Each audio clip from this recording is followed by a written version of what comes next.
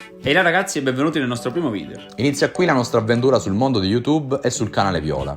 Partiamo oggi con la prima configurazione, che sarà quella che ci accompagnerà per i primi gameplay e per le prime live. Ovviamente troverete tutti i nostri canali qui sotto in descrizione e ci piacerebbe ricevere un vostro feedback nei commenti. Nel nostro canale troverete spezzoni di live e video unboxing. E ovviamente tutte quante le notizie che riguardano il mondo dei videogiochi. Vi lasciamo ora alla descrizione delle singole componenti e al video del montaggio. Io sono Giovanni. Io sono Demetrio. E insieme siamo i due streamer per caso. Benvenuti nel nostro canale.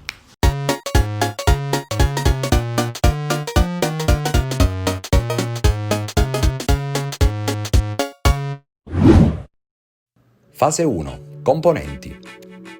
Partiamo con la scheda grafica. Abbiamo una RTX 2060 dell'Asus in versione Dual con 6 GB di RAM DDR6.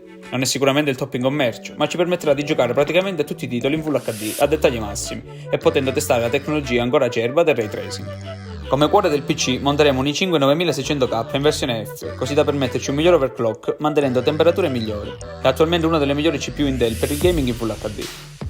Per tenere a bada questo piccolo mostriciattolo abbiamo un dissipatore all-in-one della Corsair, ovvero l'H100X, un radiatore da 240 mm con LED bianco integrato, leggermente overpower per la CPU, ma questo ci permetterà di ottenere migliori temperature sia in game che in fase di editing. Come scheda madre abbiamo optato per una Z390 con chipset gaming della MSI in versione A Pro, una delle migliori schede madri per rapporto prezzo-prestazioni, nonché dotata di tutte le varie porte necessarie. Le memorie RAM sono 16 GB dell'HyperX, come vedrete durante il montaggio, con clock da 3200 MHz e supporto ad Intel XMP. Abbiamo optato per soli 16 GB, poiché per il gaming in Full HD sono più che sufficienti. Come storage abbiamo optato per una doppia scelta. Abbiamo un SSD NVMe da 250 GB con una velocità di scrittura e lettura pari a 2400 MB al secondo, affiancati da 2 TB di hard disk meccanico da 7200 RPM per archiviare tutti i vari file, entrambi della Western Digital. Ad alimentare questa piccola bestiola sarà un VGA Supernova G3 da 650 W full modulare, con certificazione 80 Plus Gold. Ad ospitare il tutto sarà un Thermaltake Mid Tower H200TG con paratie in vetro temperato e LED RGB programmabili, uno dei più bei case in commercio, soprattutto considerando il prezzo di vendita. Fase 2. Assemblaggio.